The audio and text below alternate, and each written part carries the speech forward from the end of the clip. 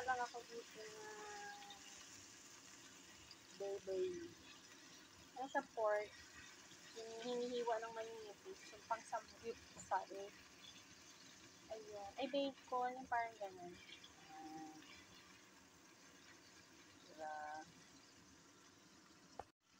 Then, mayroon ako dito gulay. Mayroon akong carrots at saka bell pepper. Yan. So, lagyan muna natin yan.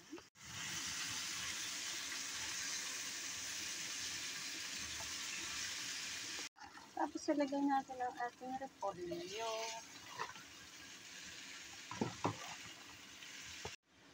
Then, lagyan natin yung soy sauce. So, ayan, luto na siya. Ganun lang. So, may ulam na ako. Healthy ulam.